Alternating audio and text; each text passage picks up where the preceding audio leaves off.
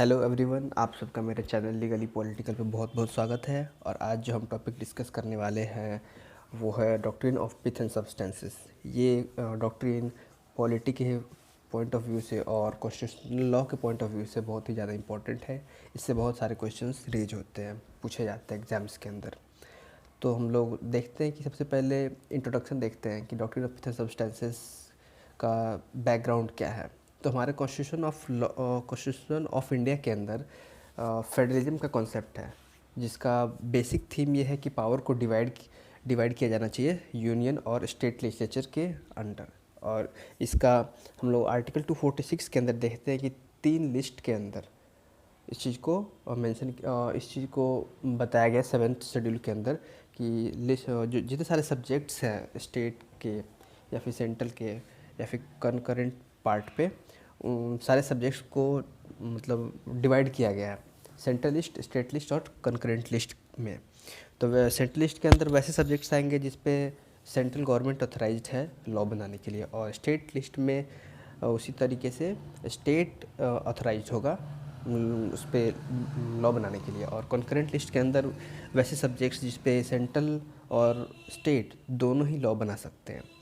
तो हम आगे बढ़ते हम ये देखते हैं कि हम डॉक्ट्रिन ऑफ जो पिथ एंड सब्सटेंस है उसका इवोल्यूशन हुआ कहाँ से, उसका बेसिक मीनिंग है क्या। तो सबसे पहले देखते हैं कि जो पिथ और सब्सटेंस को लिटरली देखें तो पिथ का मतलब होता है एसेंस ऑफ समथिंग और सब्सटेंस का मतलब होता है the most important part of something. और हम कलेक्टिवली इस चीज़ को मीन करें तो इसका मतलब है ट्रू नेचर एंड सब्सटेंस।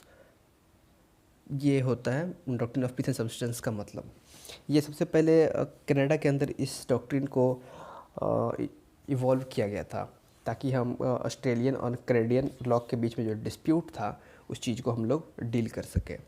तो इस डॉक्ट्रिन को एक केस में फॉर्मुलेट किया गया था, उस केस का नाम था कशिंग वर्सेस ड्यूपी। इस केस में प्राइवेट काउंसिल ने इस डॉक्ट्रिन को इवॉल्व किया था और कनेडियन और ऑस्ट्रेलियन लॉ के कॉन्स्टिट्यूशनलिटी को डिसाइड किया था रिगार्डिंग डिस्ट्रीब्यूशन ऑफ पावर के वायलेशन को लेकर के। इसमें ये ऑब्जर्व किया गया था कि कोई भी लॉ जिस पे डाउट किया गया हो, जिस पे क्वेश्चन किया गया हो, वो इंट्रावायरस है। और वो पिथ अगर इंट्रावायरस है तो हम उसके पिथ सब्सटेंस को चेक करेंगे, कोर्ट इस चीज़ को ऑब्जर्व करेगी, उसके बाद उसके ऊपर कोई भी डिसीजन होगा। अब इंडिया में इस डॉक्ट्रिन को पहली बार अडॉप्ट किया गया था फेडरल कोर्ट के द्वारा, और प्राइवेट काउंसिल ने भी इस चीज़ को अडॉप्ट किया था और उसके कॉन्स्टिट्यूशनलिटी को वैलिड बताया था गवर्नमेंट ऑफ इंडिया एक्ट 1935 के अंदर। ठीक है, अब आगे बढ़ते। एक केस था Prafulla Kumar Mukherjee versus bank of commerce limited. तो इस केस के अंदर लॉर्ड पोर्टर ने कहा था कि that whatever was pith and substance was the effect of legislation regarding which an objection was raised and in which list its true spirit and character was to be found।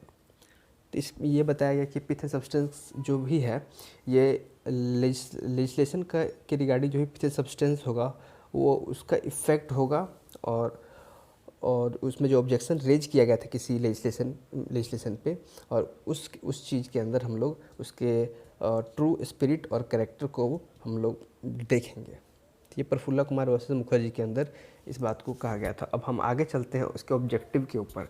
इसका objective मतलब क्यों लाया गया था, इसका need क्यों पड़ा, हम क्यों इस डॉक्ट्रिन को इवॉल्व किए। सबसे पहला था कि हम लोग जो भी लेजिस्लेटिव ऑर्गन है वो एक दूसरे के फील्ड में एनक्रोच ना करे, इंट्रूड ना करे, इसलिए इस डॉक्ट्रिन को लाया गया था।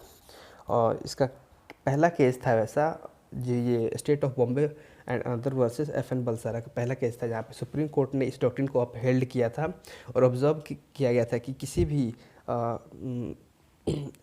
इनेक्टमेंट को असर्टेन करने के लिए उसके ट्रू नेचर और स्पिरिट और कैरेक्टर को देखा जाना बहुत ज़रूरी है, और तब हम इस चीज़ को डिसाइड करें कि वो किस लिस्ट के अंदर फॉल कर रहा है। तो state of Bombay versus FN another versus FN Balsara का केस था। अब हम आगे बढ़ते, एक Zameer Ahmed Latifur Rahman Shaikh versus state of Maharashtra and others. इस केस में तक कोर्ट ने ऑब्जर्व किया था कि इस डॉक्ट्रिन को तभी अप्लाई करेंगे जब लेजिस्लेचर के लेजिस्लेटिव एबिलिटी पे क्वेश्चन किया गया हो, उसके पार्टिकुलर लॉ पे क्वेश्चन किया गया हो। अगर वो ऑब्जेक्शन उस लेजिस्लेचर के रिगार्डिंग जो ऑब्जेक्शन है वो डाउटफुल है, तो हम उसमें इस पिथ सब्सटेंस के डॉक्ट्रिन को अप्लाई करेंगे।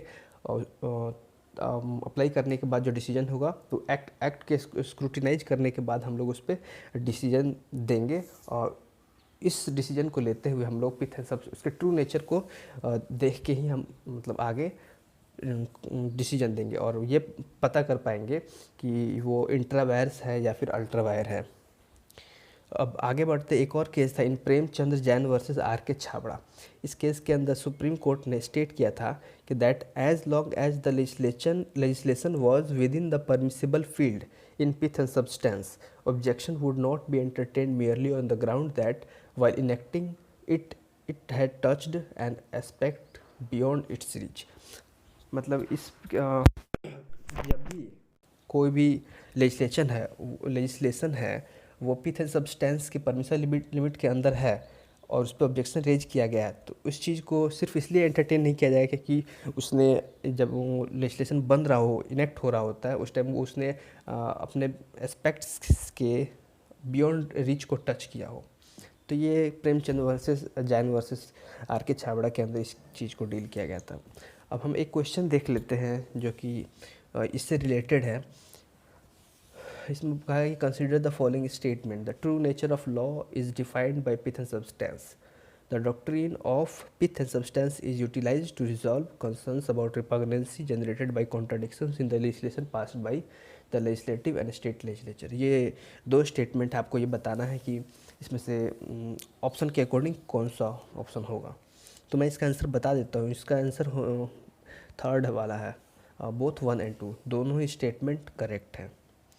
तो ये था doctrine of pith and substances. और आपको अच्छा लगा हो तो वीडियो लाइक शेयर और सब्सक्राइब करें और वीडियो देखने के लिए थैंक यू।